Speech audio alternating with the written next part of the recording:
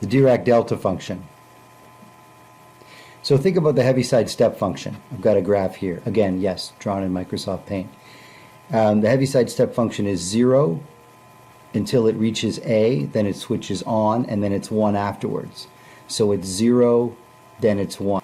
It's 0, boom, then it's 1. So what's the slope of this function? What's the derivative of this function? What's u prime, I guess? Well, the slope is easy over here. The slope is 0. The slope is easy over here. The slope is 0. The slope is 0 everywhere except for this one point where time equals a, where t equals a, where it jumps up. What's the rise over run? What's the slope here? It's a rise of 1 and a run of 0. 1 divided by 0, we can say that's infinity. So here's our Dirac delta function, our derivative of the Heaviside step function. It's 0 everywhere except for when t is equal to a, when it's infinity. So it's like an infinite spike. Now I guess another one of the things to worry about, well, we got a couple of things. What's this physically model? Well, if we're thinking about a spring problem, this physically models a situation where you don't apply a forcing function like a steady forcing function to the mass. You strike it with a hammer. It's like an impulse function. So the Dirac delta function will model a short, sharp shock hitting the weight with a hammer. So if we're going to be solving differential equations with the Dirac delta function, we're going to need to know what the Laplace transform of it is. So the first thing I need to do then is think about what's the integral from minus infinity to plus infinity of some function multiplied by the Dirac delta function. We're going to show that that's just equal to that function evaluated at the place where the infinite spike takes place. So there's a lot of different ways to do this. Probably the most elegant way, the neatest way, is to just do integration by parts. So I've got integration by parts on it here. The f is in the f spot. The g prime is in the Dirac delta function spot. Oh yeah, so if g prime is the Dirac delta function, then g, that's the Heaviside step function. So let's do this integration by parts. I need f times g, so f times, and the g is the f times g. The g is the Heaviside step function, so be careful of my diction here, but f times u minus the integral of the two things I made, and the two things I made then are going to be f prime and g, again the Heaviside step function, dt. And we're integrating from minus infinity to plus infinity. So using integration by parts, our integral then is equal to f times g, and again g is the Heaviside step function. We have to evaluate that at infinity minus evaluate that at minus infinity. Yes, it's an improper integral, and we're just looking at this in a kind of a casual way. And let's do that now. Well, at infinity, the u is equal to 1. So this is just equal to f evaluated at infinity, the limit of that approaches infinity. So again, casual, we'll just write that as f at infinity, but we mean the limit. And u at infinity is just 1 because we're past a, so the Heaviside step function past the switch point is just equal to 1. Minus, when I sub in negative infinity, we've got f at negative infinity, but it's times by 0 because the Heaviside step function is turned off at negative infinity. So that's this part. Minus, let's do our integral here again. Before a, our Heaviside step function is 0, so I can start this at a. After t equal to a, the Heaviside step function is 1, and now I'm just integrating from a to infinity f prime. Well, integrating f prime just makes f. So here I've got f at infinity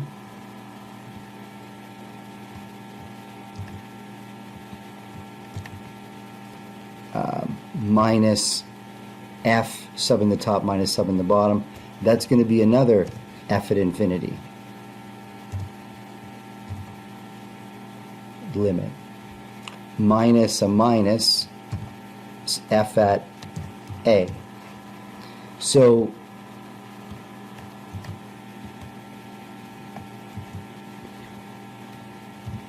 whatever these f at infinity limits are, they cancel each other out, and I end up with, well, proving what we wanted to prove, that the integral from minus infinity to plus infinity of a function times the Dirac delta function is just equal to that function evaluated at the time at which the spike happens. Now, a couple of things that we can do with this. If I ask, what's the area underneath that infinite spike? Well, there's a couple of different answers we could think about. You could say, well, an infinite spike's like, if I think of it as an infinitely tall, infinitely skinny rectangle, length times width is the area, but it's, infinitely skinny, so the area is going to be 0 because the width is 0. Or you could argue it the other way around. You could say, well, length times height, or width times height for the rectangle, and the height's infinity, so the area must be infinity. But we can use this argument that we just derived and make the f function 1, and now we know that this should be the function evaluated at a, so we end up proving that the area underneath that infinite spike is equal to 1. You'll often see the Dirac delta function show up in probability because it is a probability distribution. It's always positive. The area underneath it is 1. All right. But the reason we really wanted this rule is so we can take the Laplace transform of the Dirac delta function. So I'm going to take the Laplace transform.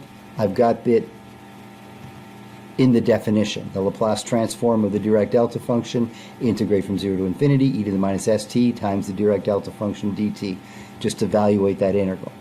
Well, let's think about this for a second. My Laplace transform definition starts at 0, but I could safely change this to minus infinity, since from 0 all the way back to minus infinity, I'm assuming a is a positive number, the Dirac delta function is 0 anyway. So that's our definition. But it's safe, we're just adding 0 if I change that 0 to a negative infinity.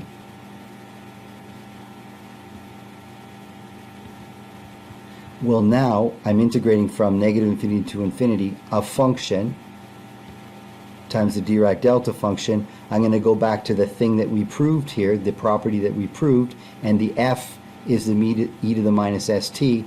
That should just be equal to the function evaluated at a. That's the property that we proved. So make t equal to a, and I'm done. The Laplace transform of the Dirac delta function is e to the minus sa. So we can do things like, well, we can do easy things. Like if I ask what's the Laplace transform of the Dirac delta function at 2, the infinite spike happens at 2, well, that's going to be straightforward. That's just e to the minus 2s. Done. What we can also do then is we can take the inverse Laplace of a constant. So if I take the inverse Laplace of, let's say, I don't know, 7. Well, if I think of that 7 as, okay, if I write it as 7, if I check my chart, I don't have anything that I Laplace into a constant. But here I can write this as e to the minus 0s, since that's just 1. And now I can see that that's just going to be 7 times the Dirac delta function shifted to 7. to 0, the unshifted Dirac delta function. So it lets us un-Laplace constants as well. Let's do some more examples of this thing being, showing up in a differential equation. Here's linear second order constant coefficient non-homogeneous differential equation. We've got two initial conditions, y naught is equal to 0 and y prime naught is equal to 0. We could think of this as a spring question since all the coefficients are positive. And if it's a spring question where all the coefficients are positive, then we're thinking about this as the mass is 2, the coefficient of friction is 1, the spring constant is 2, the forcing function is that Dirac delta function shifted over to 3. So it's like someone hit the object with a hammer, the mass with a hammer at t equal 3 seconds. The initial conditions are it's not moving, y prime equals 0. It's at equilibrium, y equals 0. So if we didn't do anything to it, and we don't until 3 seconds, it should just sit there. So I expect my solution, since I have friction, I expect my solution to be 0 until it gets hit, and then it should wave if I get complex conjugate eigenvalues, and the oscillation should die down to 0. To figure out, there will be no waving, of course, if our eigenvalues are real numbers instead of complex conjugate numbers. How do I know which they are? Let's get the auxiliary equation. Here's our auxiliary equation. We get the eigenvalues, lambda equals to -1/4 plus or minus root 15 over 4i. So complex conjugate eigenvalues, we know we're going to get the oscillation and it dies down because the real part of the eigenvalue is negative. We knew the real part of the eigenvalue was going to be negative because all the coefficients were positive. So that means we've got a homogeneous solution equal to, wait a minute, now I'm approaching this by getting the homogeneous solution, and then I was going to add the particular solution, which I guess we know 2 ways to get the particular solution: unknown coefficients and variation of parameters. We were thinking about doing this with, or we needed to do this with Laplace transforms because of the Dirac delta function, but I do want to think about the homogeneous equation, the easy way, the eigenvalue way, just to sort of guide my Laplace transforms. So I knew my homogeneous equation was going to be some constant e to the -1/4 t sine root 15 over 4t plus some constant e to the -1/4 t cos root 15 over 4t. So I'm just thinking about this as going to be part of the solution.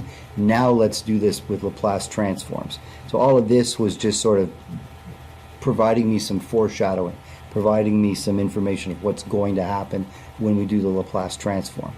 So let's Laplace transform the whole equation. I'm going to get 2 times the Laplace transform of y prime prime is going to be s squared f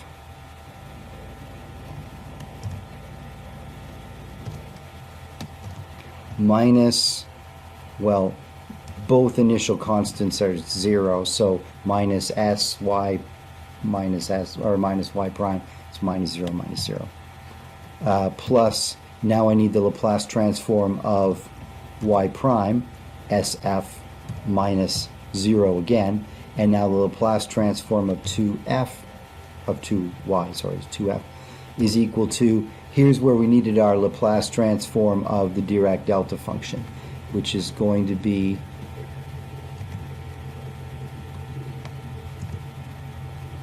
e to the -3s. What's our next step? Solve for f. When I solve for f, everything's multiplied by the e to the -3s. I know that's going to create, when I un-Laplace, that's going to create a Heaviside step function.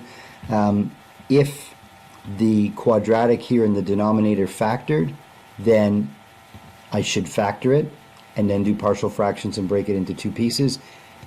It doesn't factor, so I'm going to need to complete the square. So I factored a 2 out of the bottom, then I completed the square. And I can see this as a number over s squared shifted plus, b squared, and the square root of 15 over 16 is that root 15 over 4. I start to see where these pieces would start to happen. Now I can I want to unlaplace this piece. So I need to first match this. I'm going to, on the top here, there is no s on the top, so I'm going to unlaplace this with a sign. So I wish instead of a 1 here, I wish this was a root 15 over 4. So I'm going to put 1 there and 1 there to balance. Now this fits into a shifted, now I'm going to unlaplace. So y is equal to this piece unlaplaces to be Heaviside step function at 3. This is just a constant. Now what's in the square bracket? What's in the square bracket would normally unlaplace to be e to the minus, it would normally unlaplace to be this, the shifted piece, and then the sign. It's a shifted sign, where the b squared is the 15 over 16, so the square root of that is root 15 over 4. But the argument inside the Heaviside, inside the square bracket, has to match the argument of the Heaviside step function. So that's not a t there, it's a t minus 3. Now I'm done. Well, I mean, there's a little bit of tidying you could do here with that constant. We could simplify it, but I do get what I thought that I was going to get. Y before t equal 3 is 0, because this Heaviside step function would be 0 multiplied by everything. After t equal 3, this Heaviside step function is 1, so it's a decreasing exponential multiplied by the sine function. It's like the we think we're getting the it's a decreasing exponential times the sine function. We're getting the physical equation that we thought we were going to get. Let's do another example. This one's written as a word problem, as a spring question. The mass is 1, so it's 1 times y prime prime. The spring, with the spring constant, there's no friction, so just plus y. Oh, that's going to be the way it's written now. That's simple harmonic motion equals the mass is struck by a hammer after pi over 2 seconds. So we have that Dirac delta function at pi over 2 seconds.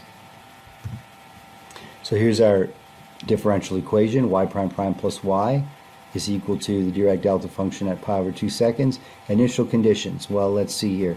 It's released from rest 1 meter above equilibrium.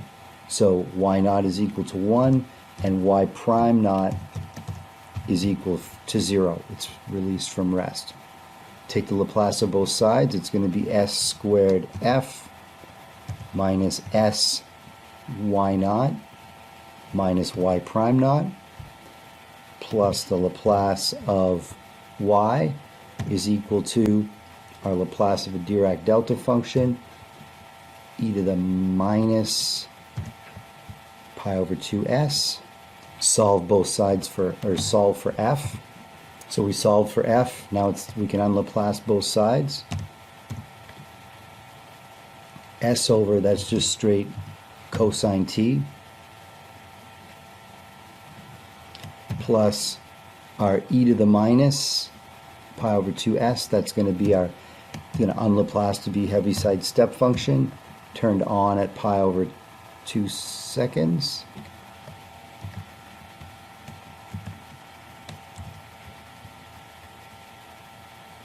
Now what's inside the square bracket would normally unlaplace to be sine. But I don't just write sine, I write sine shifted, so the argument has to match the argument of the Heaviside step function. So it's not just sine of t, it's sine of t minus pi over 2.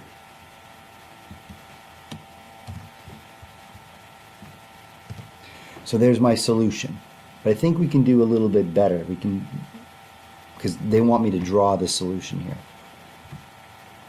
Well, sine of t minus pi over 2.